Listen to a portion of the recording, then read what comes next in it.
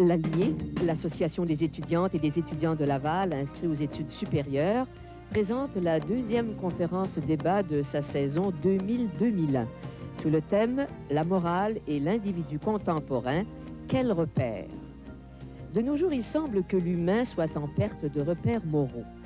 Dans les sociétés occidentales et pluralistes, les valeurs individuelles dominent face à celles collectives.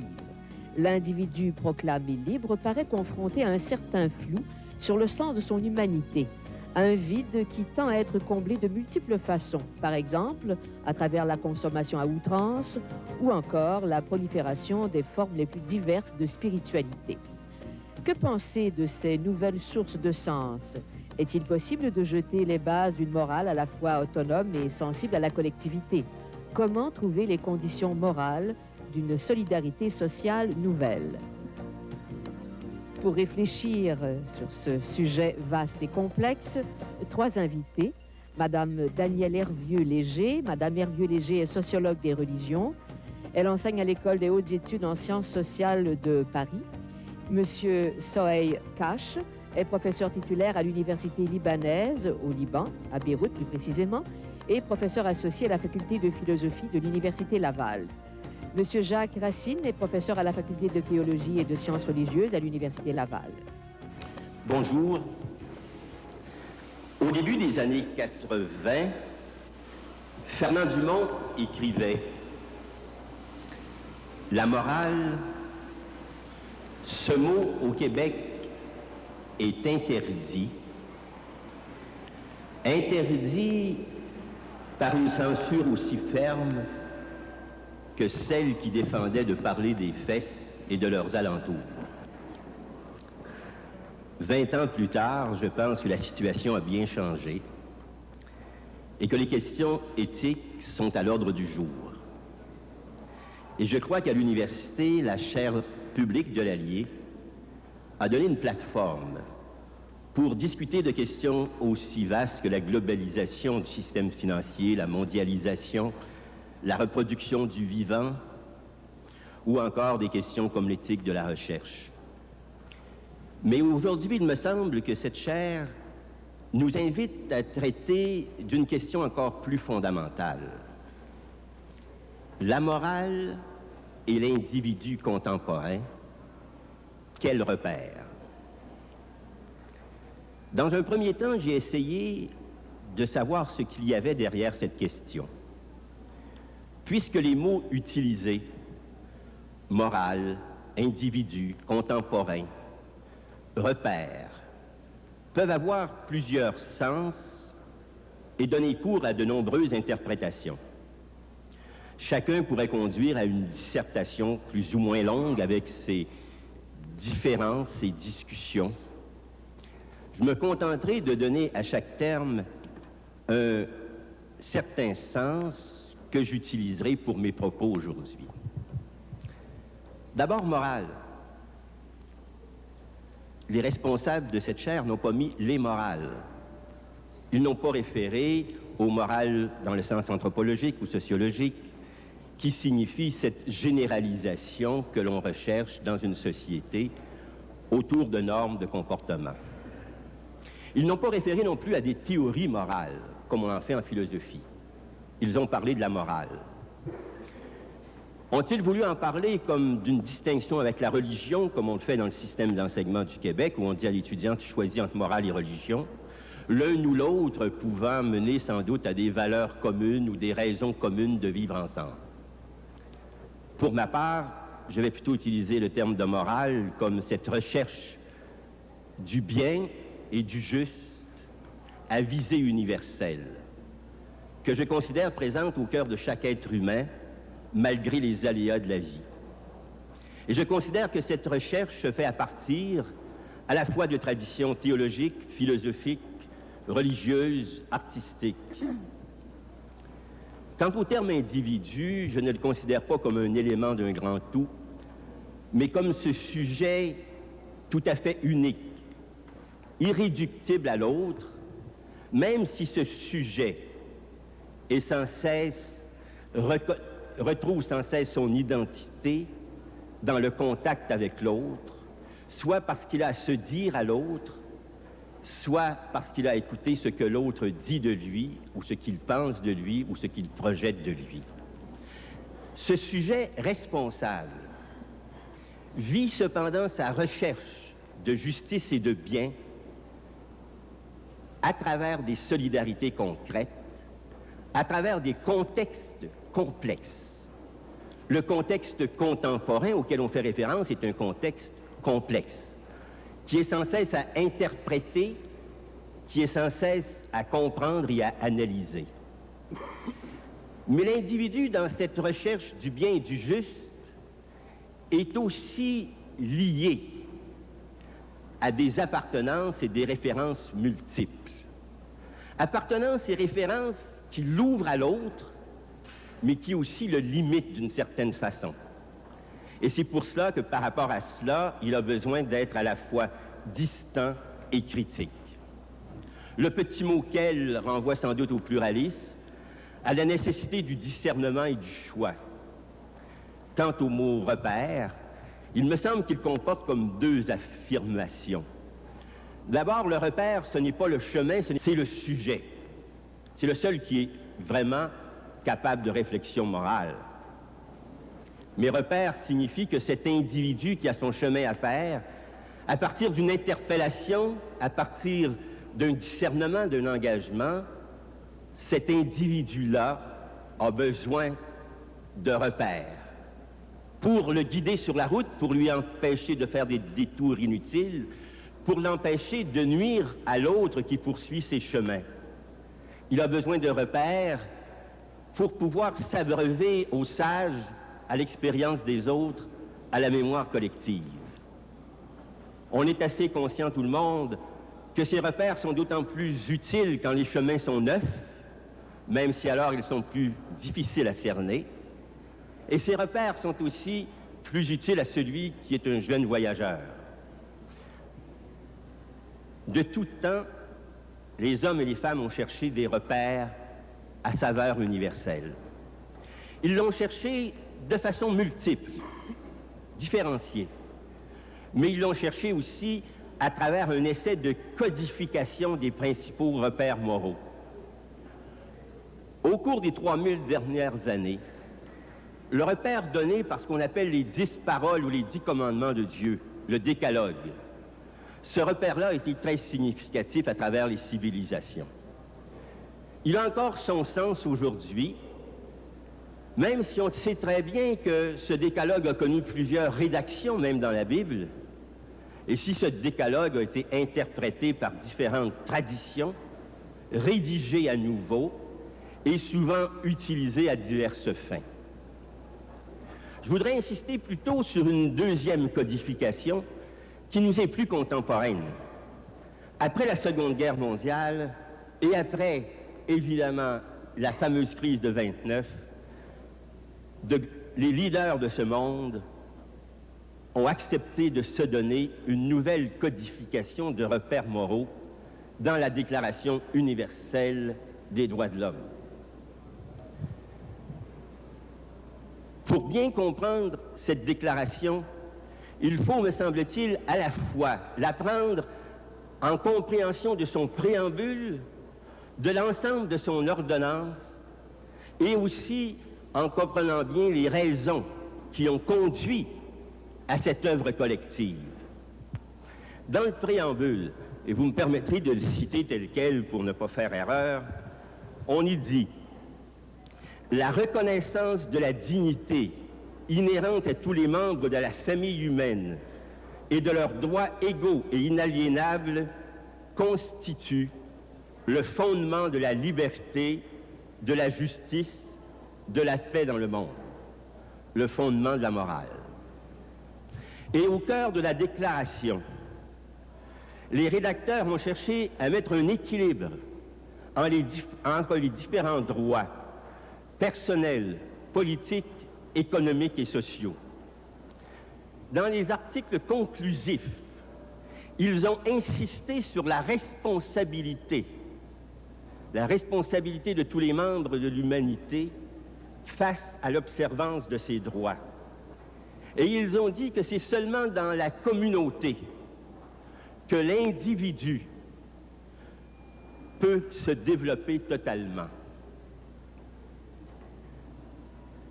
Bien sûr qu'il s'agit là d'une déclaration morale et non juridique, mais c'est une déclaration qui nous renvoie à nous comme sujets qui avons à continuer l'œuvre tout en étant éclairés par la déclaration. Les rédacteurs étaient conscients, au moment de leur rédaction, que l'interprétation ou la façon de comprendre ces droits devrait faire l'objet d'une compréhension qui soit un peu commune. Et il appelait à cette compréhension commune des droits et libertés, comme ils appelaient à considérer cette charte comme l'idéal commun de tous les peuples. Bien sûr, vous comme moi, on peut dire que ce n'a pas été le cas. Vous comme moi, nous savons qu'on se réfère souvent à cette déclaration en choisissant un article ou l'autre. Nous savons très bien que les pouvoirs ont pu utiliser ces chartes-là à d'autres fins et pour leurs intérêts.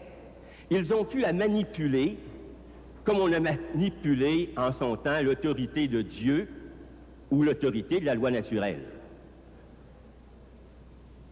Malgré cela, il faut bien dire que même dans des chartes comme la Charte canadienne, les équilibres qu'on retrouvait dans la Déclaration universelle des droits de la personne ne s'y retrouvent pas toujours. L'équilibre qu'on cherchait à faire entre l'individu et la collectivité, entre les droits et les devoirs, entre les droits socio-économiques et les droits personnels, sont souvent détruits par certaines interprétations ou certaines sélections que l'on en fait. Face à cela, il me semble qu'il y a une éducation qui devient importante face à ce que j'appelle cette codification de repères moraux. Il importe d'abord de rappeler, comme je viens de le faire, que cette déclaration doit être comprise dans son unité et avec son préambule. Mais je dois dire qu'elle doit être aussi comprise à partir des raisons qui ont amené les rédacteurs à la rédiger. Et ces raisons me semblent toujours présentes. Quelles sont ces raisons? On terminait une Seconde Guerre mondiale où beaucoup de monde avait perdu des gens qui leur étaient chers, où des populations étaient totalement en crise. On avait traversé avant ça une crise économique qui avait laissé sur la rue plein de pauvres, plein de gens qui même antérieurement avaient une tâche, un travail et qui n'en avaient plus. On était inquiété par les totalitarismes qui avaient conduit au racisme, à l'eugénisme. On était interpellé aussi par un système économique qui avait causé et à la fois la dépression et sans doute en bonne part la guerre. On était interpellé par la fragilité de la société des nations. Je dirais qu'aujourd'hui encore, si on faisait une relecture de cela, on serait devant les mêmes événements. Les guerres régionales ont fait autant de troubles, ont fait autant de mal à la population depuis la Seconde Guerre mondiale que pendant la Seconde Guerre mondiale. Les civils ont été tués. On ne peut pas dire qu'on a laissé de côté tout à fait la barbarie quand on regarde les derniers conflits en ce monde. Une certaine façon de parler du clonage humain, je dis bien une certaine façon, laisse encore paraître le culte de l'homme parfait que l'on retrouvait dans le nazisme et une certaine orientation vers l'eugénisme et une certaine reproduction de soi narcissique qui fait de l'autre un instrument pour soi. Le système financier international actuel laisse de côté des populations et des pays en entier et conduit à la paupérisation, comme en 29, de franges importantes des sociétés les plus prospères. La planète Terre est considérée comme de plus en plus petite face à cette compréhension de l'univers et de plus en plus fragile face à l'intervention lourde des humains sur elle. Quant à l'ONU, est-elle vraiment plus forte que l'était la Société des Nations? Vous voyez que dans ce second volet, j'interpelle à nouveau en disant que nous sommes probablement pris avec le même type de questions qu'essayaient de régler les gens à la fin de la Seconde Guerre mondiale. Mais ceci ne signifie pas qu'on trouvera dans la déclaration comme telle la solution de tous nos problèmes, bien au contraire. Cette déclaration est repère. Elle est interpellation morale. C'est à nous, sujets humains responsables, de faire notre travail à ce niveau-là, d'analyse des situations réelles auxquelles nous sommes confrontés. C'est à nous d'argumenter sur ce qui devrait être fait. C'est à nous de prendre place dans le débat public pour essayer de faire les choix de société qu'il faut. Je dirais en plus que cette fonction d'analyse, d'argumentation de place publique n'est pas suffisante. Il faut que nous continuions à réfléchir, et c'est là l'essentiel, sur ce qu'est réellement la condition humaine. Car c'est souvent l'indicateur définitif dans nos dilemmes moraux. Qu'est-ce que la personne humaine?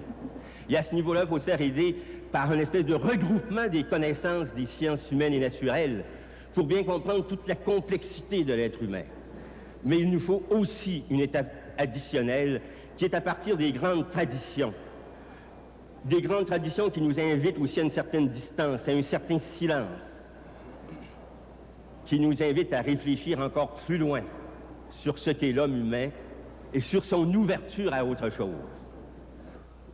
Le sujet individu est une catégorie centrale qui est très contestée dans son universalité actuellement, puisque justement cette catégorie ou ce concept se trouve être au fondement même de notre modernité. Et dans la mesure où le débat porte sur est-ce que cette modernité, elle est universelle? Dans cette mesure-là, est-ce qu'on peut parler d'une part d'une morale universelle pour un sujet individu universel, et est-ce qu'on peut parler d'un monde actuellement unifié qui se trouve être dans la même contemporanéité? Est-ce qu'on est tous actuellement au XXIe siècle contemporains les uns des autres? Donc le point central, c'est justement cette énigme qui s'appelle sujet individu et qui se trouve être dans tous les débats de la philosophie politique contemporaine contestée dans son universalité, et en retraçant la genèse de ce concept, il est quelque chose de spécifique à la civilisation occidentale qui remonte cette émergence à 2-3 siècles, quelles que soient nos lectures de notre littérature philosophique à ce sujet. Donc, cette chose qui a émergé en Occident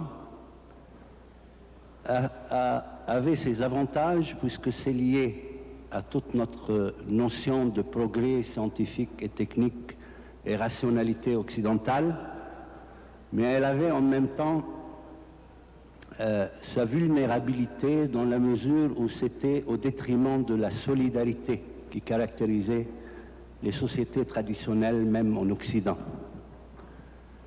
Et c'est ce dilemme-là qui nous préoccupe, à mon avis, aujourd'hui, pour poser le problème du sujet individu en Occident et en dehors de l'Occident, parce que, heureusement, l'Occident ne fait pas le globe terrestre.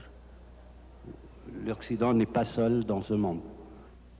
Ce qui fait une société, ce n'est pas la juxtaposition de quelques individus, c'est l'esprit de corps qui va les mettre en cohésion les uns avec les autres, et c'est une des fonctions peut-être de la morale depuis Aristote pour définir un corps politique. Alors, après avoir passé une vingtaine d'années de recherche pour trouver sa trouvaille, le concept central de cette nouvelle science, qui est le consensus ou la solidarité, à sa grande déception, il découvre que dans la société dans laquelle il vit, il y avait tout sauf solidarité, surtout après la Révolution française de 1789.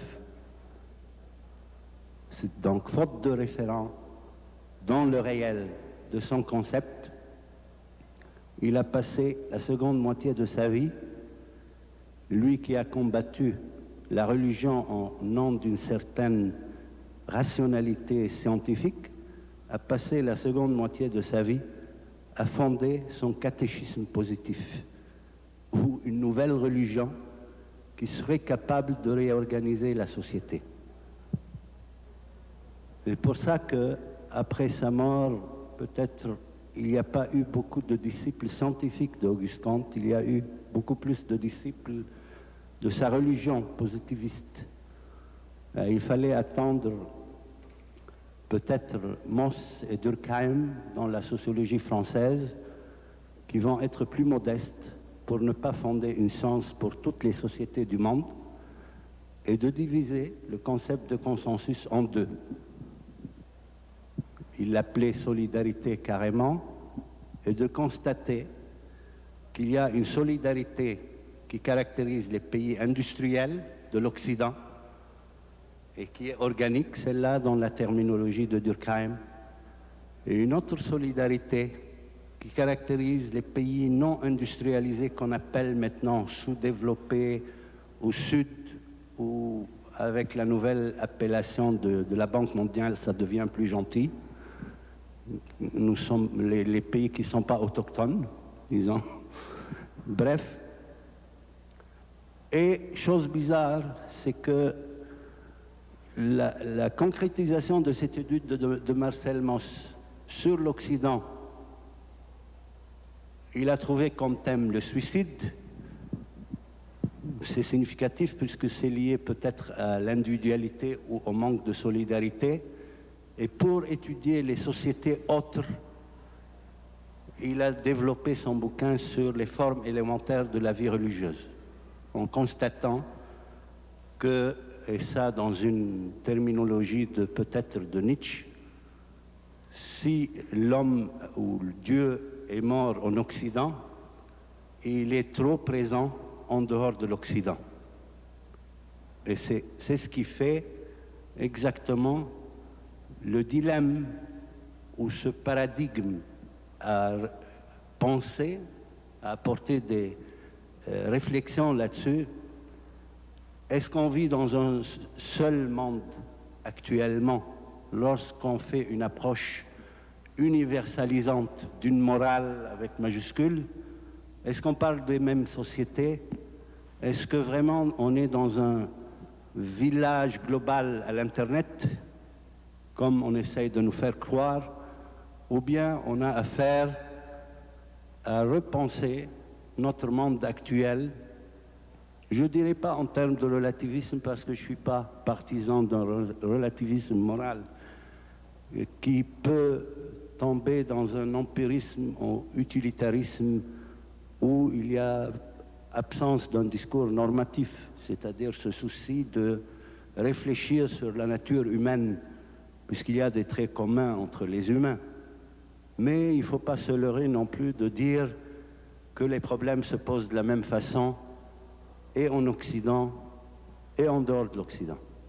En gros, j'ai cité cet exemple pour dire que si crise il y a dans les sociétés occidentales, les crises dans les pays du tiers-monde n'en manquent pas. Je ne suis pas en train de constater une impasse en Occident pour dire que la vie est en rose ailleurs, loin de là. Mais si crise il y a dans le monde occidental, c'est exactement sur ce point que c'est focalisé, c'est-à-dire le manque de solidarité et le sujet individu qui était au fondement même de notre modernité, qui s'est transformé en un individualisme, un égoïsme, un désintérêt. Les gens sont indifférents par rapport aux politiques. La politique et les affaires publiques, c'est devenu la spécialité de quelques-uns, qu'on voit toujours à la télé. Le papier de notre invitation parle même emploie le terme de nihilisme, qui était un des thèmes essentiels de la réflexion de Nietzsche pour décrire notre monde moderne et pour le critiquer. À partir de ce constat, j'essaye de donner quelques symptômes qui sont significatifs de cette crise actuelle, au moins dans la société occidentale, qui nous portent à réfléchir. Ces quelques symptômes au niveau politique, par exemple, une des préoccupations actuelles dans la philosophie politique, justement, où on constate ce manque de solidarité. Les gens ne sont plus intéressés par le politique parce que c'est devenu la spécialité d'une minorité, sinon qu'ils sont écœurés. C'est le nombre d'abstentions dans notre système démocratique, de son fonctionnement, le pourcentage d'abstention.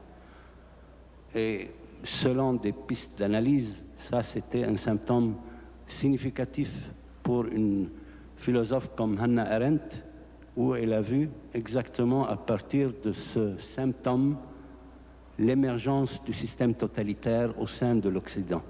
Parce que c'est un produit d'un monde occidental, ça n'a pas été importé du Gabon, celui-là. Un autre symptôme sur le plan individuel, c'est justement le pourcentage de suicides chez les jeunes et le lien de ça avec la politique. Et ici, on est au Québec plus avancé qu'ailleurs en termes de pourcentage. Durkheim, lorsqu'il parlait de suicide, au début du siècle, son champ d'enquête, c'était l'Europe, où il était question d'un grand pourcentage parmi les gens du troisième âge, alors que ici, c'est parmi les jeunes entre 12 et 25 ans. Les quelques tentatives d'analyse de ce phénomène, il y avait des glissements, des marxisants par exemple, qui voyaient que la cause de ça peut être lié à la pauvreté. Malheureusement, les statistiques n'ont pas donné que la majorité qui ont des tentatives de suicide viennent du quartier Saint-Henri. Souvent, c'est des fils à papa bien situés socialement. Et l'autre piste de dire que c'est héréditaire, donc d'aller chercher des maladies héréditaires, à partir de là, ça n'a pas donné grand-chose. Donc, d'où une piste de réflexion, dans quelle mesure cette jeunesse qui vit actuellement le dilemme de ce manque de solidarité ne serait pas une piste beaucoup plus fructueuse pour apporter des questions à ce malaise d'une génération qui questionne à propos du vide dans lequel on vit actuellement, à propos du non-sens, à propos de dégoût de la politique peut-être, et peut-être ce sera une piste de voir dans quelle mesure, même dans la société occidentale, avec un développement d'une certaine rationalité technoscientifique, on trouve un besoin chez ces mêmes esprits scientifiques d'une recherche d'une certaine forme de spiritualité. C'était au moins l'hypothèse qui a été proposée par Mircea Eliade pour expliquer pourquoi les sectes religieuses sont beaucoup plus développées en Occident comme une nouvelle forme de solidarité et comme réponse à cette solitude dans laquelle on vit.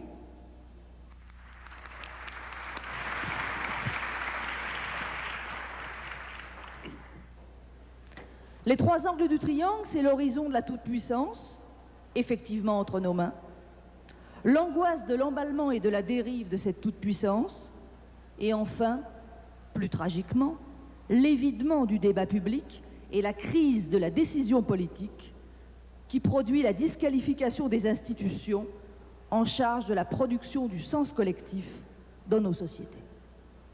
Nous avons perdu nos repères, nous errons sans boussole dans un monde que nous savons manipuler, mais que nous ne savons pas orienter. Voilà la grande complainte de la haute modernité, une complainte qui, bien entendu, moi, comme sociologue des religions, m'intéresse au plus haut point, parce qu'elle se décline tout particulièrement dans ce qu'on peut observer aujourd'hui du paysage des croyances contemporaines.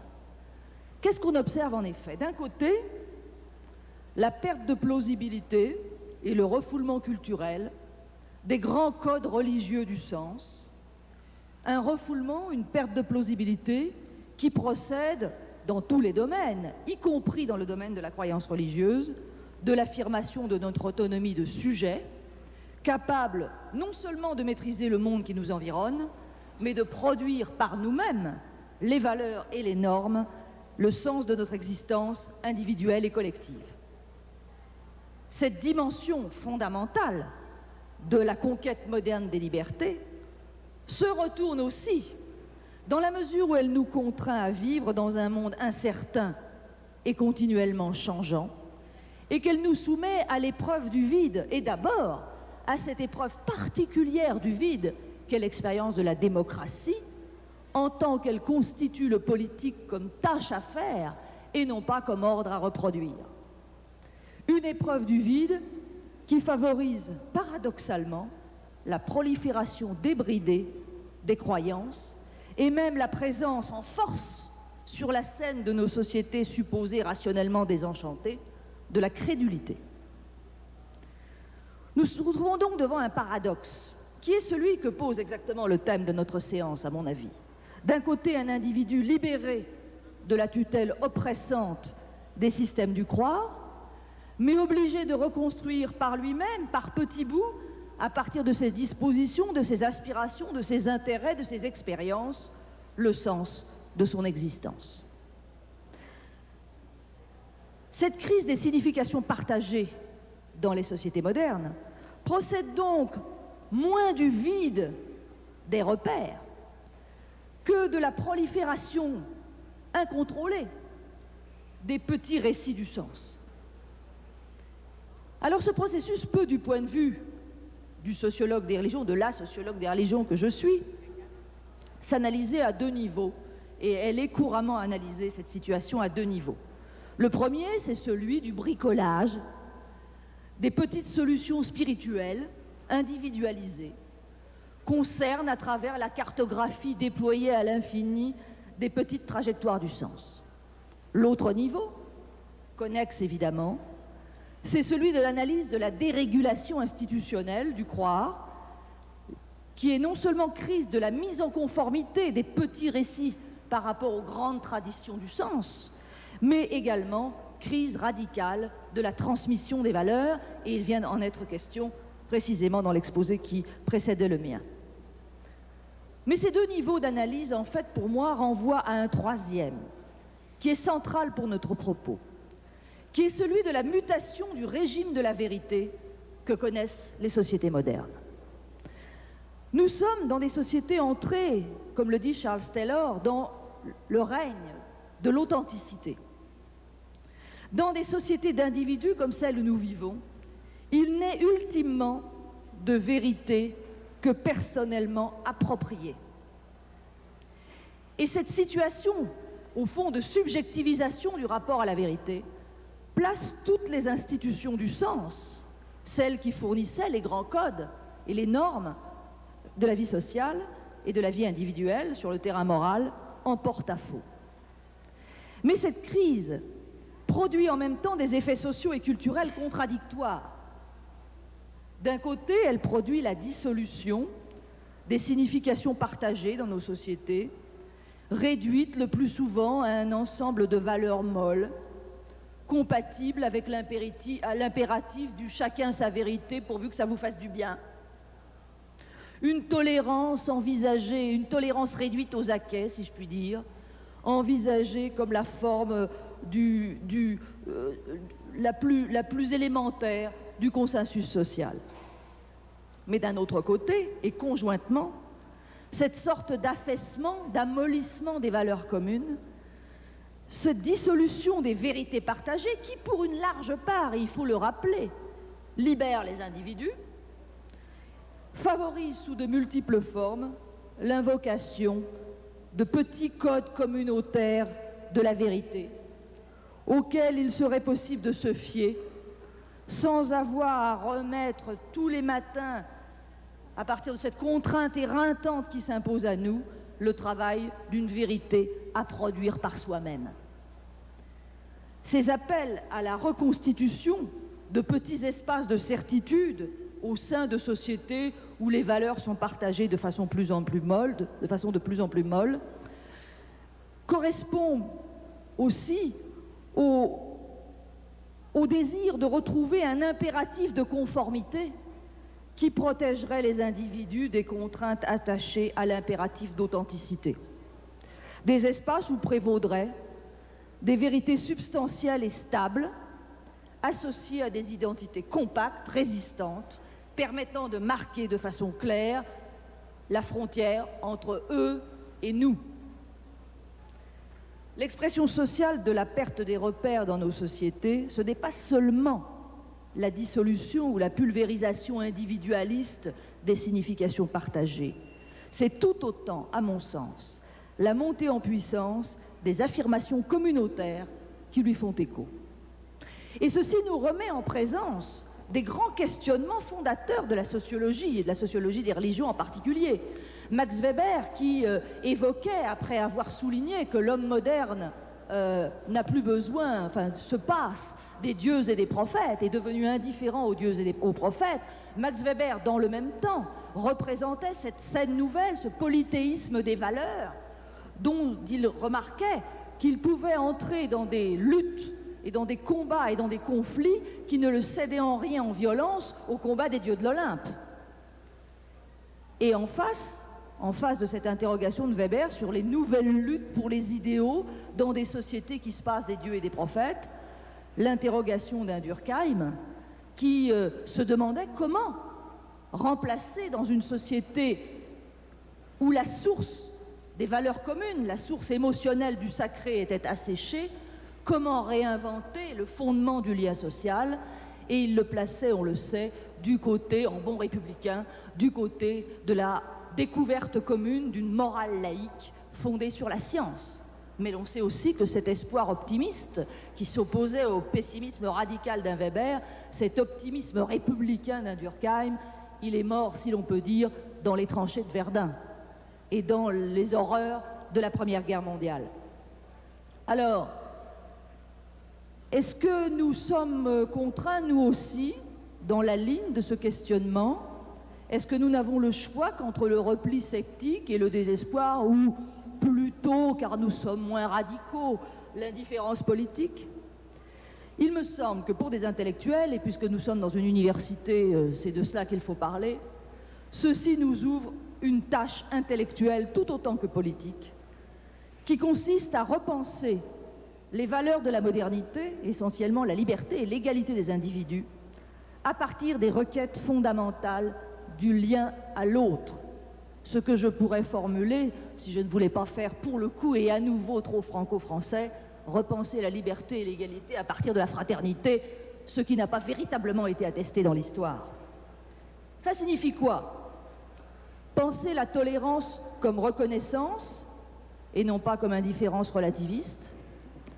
Penser l'authenticité comme implication et réciprocité et non pas seulement comme affirmation des droits illimités de la subjectivité. Penser l'autonomie comme engagement et solidarité et non pas, comme l'évoquait Benjamin Constant, indépendance de chacun dans sa vie privée. Ceci couramment est pensé comme la tâche des philosophes, et l'on peut dire qu'ils s'en chargent. Songeons par exemple à la problématique de l'hospitalité d'un Lévinas, ou à la perspective de l'autre comme soi-même d'un Ricoeur, de soi-même comme un autre, pour respecter le titre de son livre. Ces philosophes ouvrent la voie. Je me demande, et c'est cela que je veux poser en terminant, quelle peut être la place des sciences sociales dans cette entreprise? Sont-elles vouées à l'accompagnement des tendances lourdes de la société, la théorie des choix rationnels ou la célébration culturaliste d'un côté, ou bien sont-elles vouées, ce qui accourt aussi, à la magnification théorisée de la misère du monde? J'espère qu'il existe une autre voie que ces deux voies-là, une voie plus intéressante qui consisterait à s'atteler, théoriquement et empiriquement, à l'analyse des processus, à la mise à plat des processus par lesquels les sociétés modernes construisent et reconstruisent en permanence et par petits bouts, dans la relativité des expériences et des pratiques, un rapport à l'absolu hors duquel il n'y a pas de signification partagée, donc pas de société humaine possible. L'élucidation des procédures et des pratiques concrètes, des évaluations fortes au sein des sociétés gouvernées par l'impératif du choix, voilà ce que me paraît être la contribution possible des sciences sociales à l'émergence d'une quotidienneté réflexive, c'est-à-dire à l'espace concret de la production de ces fameux repères qui ne sont pas un trésor à retrouver, mais un horizon de notre tâche collective.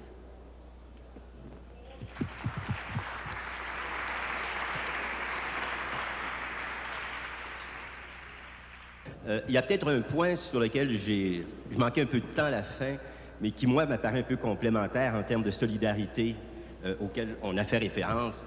C'est vraiment ces solidarités concrètes. Je pense qu'il y a beaucoup de notre réflexion sur les repères ou sur ce que nous voulons devenir qui trouve un éclairage dans l'engagement comme tel, dans l'engagement particulièrement avec les gens qui sont sans doute qui ne sont pas, disons, les grandes élites ou les grands responsables politiques de notre société, et qu'au cœur de ces engagements-là, on réussira certainement à retrouver ce que nous sommes d'une certaine façon, et nous retrouverons là aussi, je pense, une ouverture sur l'absolu dont parlait Madame.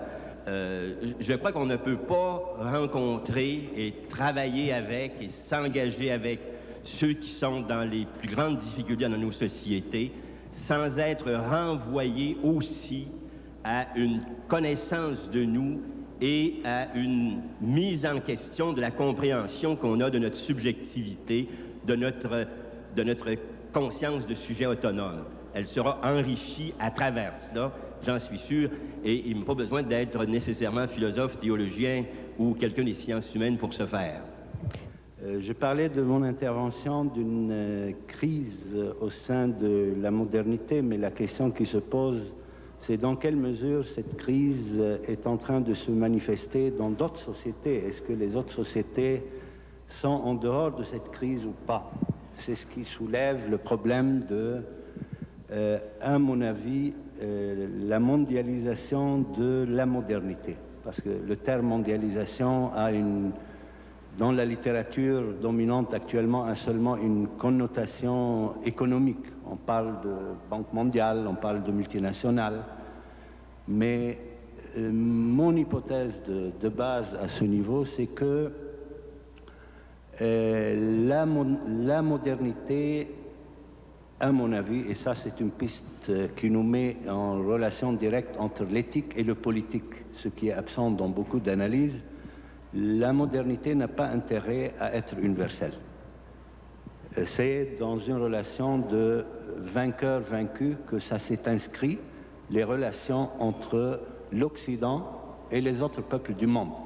Je me rappelle par exemple qu'en termes en Égypte, lorsque Napoléon Bonaparte est venu en Égypte avec toute la modernité de l'époque, à la fin du XVIIe siècle, il y a un cheikh de Al-Azhar au Caire qui décrivait cette chose qui venait de l'Occident et qui s'appelle la supériorité technique de l'Occident comme si c'était une magie.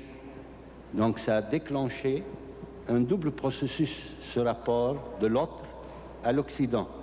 Un rapport de fascination d'une part, la fascination de l'inférieur par rapport au supérieur ou du vaincu par rapport au vainqueur, mais en même temps c'était lié historiquement à des processus de violence, c'est-à-dire l'Occident qui est rentré en contact avec d'autres peuples pour leur apporter liberté, égalité et fraternité, c'était lié malheureusement historiquement dans un rapport de vainqueur-vaincu et de domination.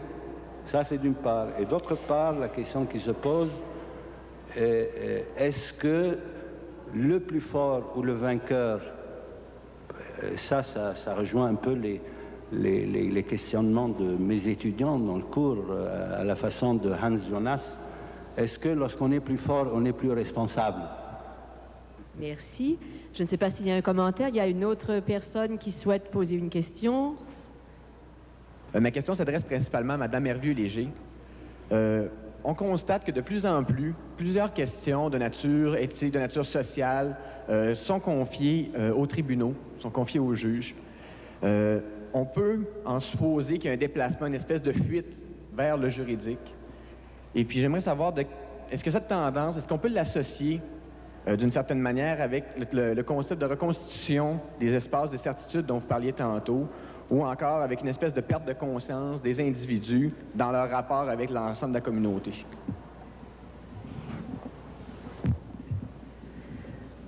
D'abord, la première remarque que je voudrais faire, c'est que cette intensification du recours aux tribunaux qu'on observe partout a évidemment des significations différentes selon les contextes politiques et l'histoire des différents pays.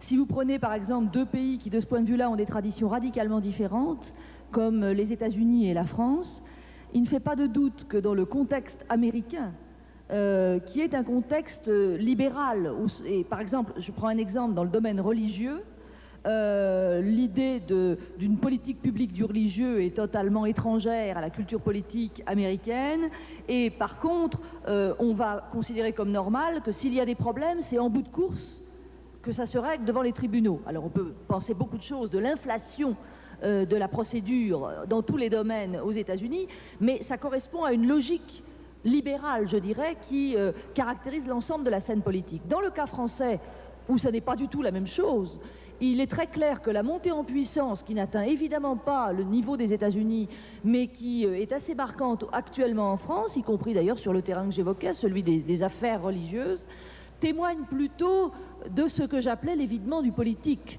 C'est-à-dire que finalement, quand le débat public est parasité ou rendu impossible pour diverses raisons, on laisse finalement, on dégage en touche, si j'ose dire, pour que ce soit finalement une décision de type judiciaire qui remplisse ce vide.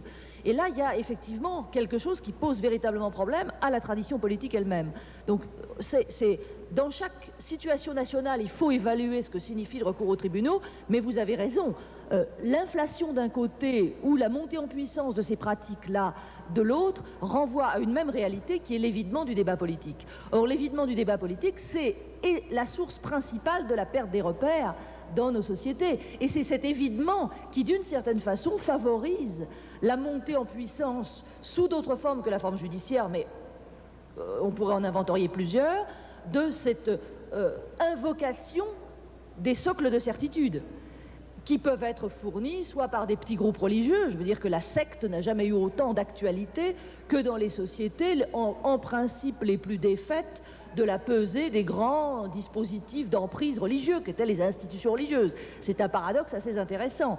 Bon, mais dans le domaine politique aussi, c'est-à-dire la manière dont se coagulent des petits dispositifs de certitude qui peuvent être instrumentalisés dans le débat public à différents moments, renvoie aussi, au fond, à cette espèce d'inversion liée à cet évidement qui produit comme son contraire ces phénomènes de coagulation partielle, limitée, mais extrêmement dure.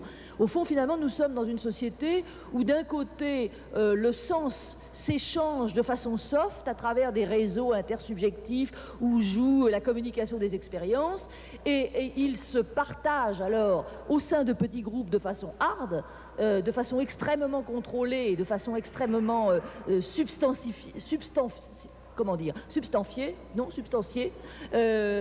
qui renvoie au fond à des identités compactes. Et c'est ça que je voulais signifier comme, à mon avis, l'un des problèmes les plus critiques de nos sociétés, pas seulement le vide des repères, mais la fabrication en même temps de petits codes de sens clés en main. Merci, madame. Mon nom est Véronica Rioux, je travaille présentement pour Alternative et sur un projet de centre des médias alternatifs. Justement, vous parlez d'universalité, il me semble qu'il y a un système, justement, il y a un cadre qui tend à s'universaliser actuellement. Vous parliez, M. Cash, de planétarisation.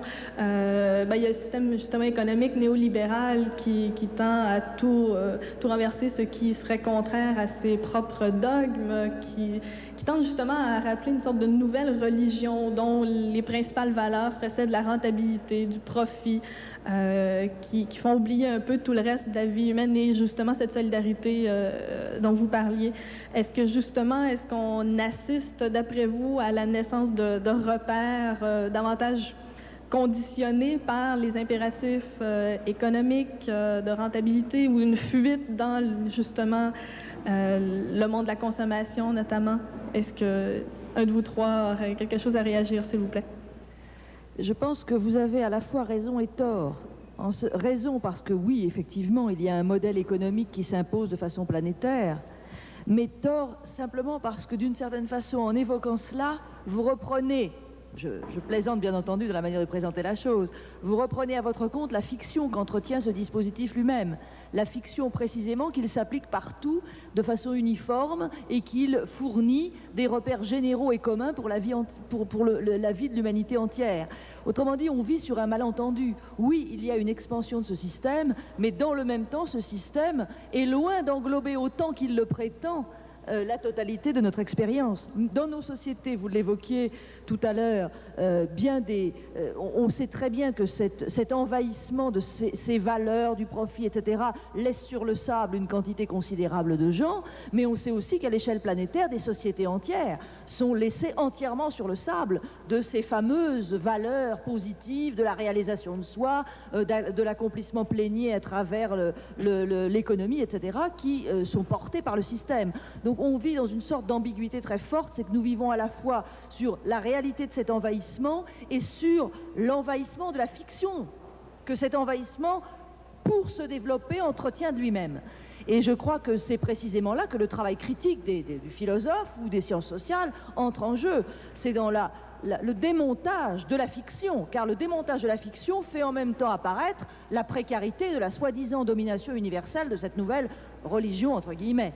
Et je crois que c'est à ce travail critique qu'il faut précisément s'atteler. Je veux dire que quand on se trouve au fond de l'Afrique noire, comme j'en ai fait l'expérience il y a moins d'un an, dans le pays le plus pauvre du monde, qui est le Niger, dans des villages qu'on n'atteint que par le fleuve, c'est-à-dire qu'il faut prendre une pirogue pour accéder à ces villages, et qu'on arrive dans ces villages absolument immobiles, vivant dans une précarité absolue par rapport aux éléments, par rapport à la survie, vous vous dites que tous les discours sur la réalisation mondiale du bonheur par l'économie néolibérale s'arrêtent vraiment, vraiment aux frontières de notre Occident repu.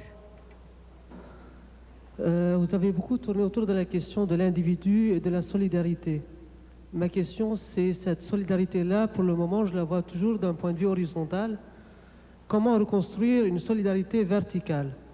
Comment faire entrer dans un monde qui est désenchanté, comme vous avez dit, M. Cash, comment faire entrer un système de valeurs, une échelle de valeurs, qui, elle, serait garante à la fois d'une reconnaissance de la diversité, mais en même temps qui pourrait nous donner une plateforme commune?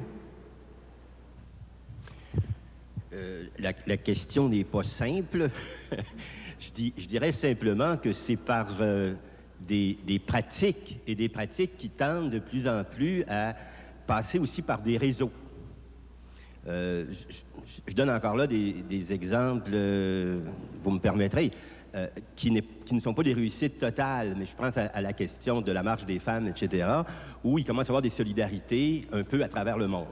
Je vais prendre une autre expérience tout à fait différente de ça, qui nous renvoie pour nous au Québec à une histoire récente. Je pense aux religieux, religieuses qui, depuis les années 60, œuvrent dans différents pays et qui ont changé leur façon d'y être présents et qui ont assuré des réseaux et des solidarités d'échange, justement sur ce qui pouvait à la fois nous réunir et reconnaître cette différenciation-là. Je pense que c'est une étude qui n'a pas tellement été faite, mais si on voyait la conversion de ces gens, de ces Occidentaux présents dans des communautés religieuses et présents à travers le monde au Québec, et le changement de leur façon de faire et de leur façon d'être et d'être avec, je pense qu'on trouverait là aussi une manière de progresser dans la recherche de choses que nous avons en commun, mais dans le respect des différences à travers ça. Mais la question n'est pas simple. On la pose aussi à l'ONU, on la pose dans la compréhension que je disais tout à l'heure de la Déclaration des droits de l'homme, même si elle est avant tout occidentale, parce que les gens qui ont participé, même si le vice-président était chinois, avaient été formés en Occident, même si elle est d'abord rédigée par là, elle a comme intention d'arriver à quelque chose qui est partagé, en sachant bien, et c'était dit dans le préambule, qu'avant qu'on arrive à une conception partagée de ces droits-là et de leur aménagement, ça prendra un bon temps. Il y a donc un désir là-dedans, mais une expression que ce désir est difficile de réalisation pour tout un tas de raisons qui ont été conduites, mais il y a conscience en même temps que cette diversité-là pour rester et que d'arriver à une conscience commune, même autour de ce qu'on nous apparaît le plus commun, n'est pas simple. On pourrait dire la même chose du triptyque dont parlait Madame tout à l'heure sur la fraternité, la liberté, l'égalité.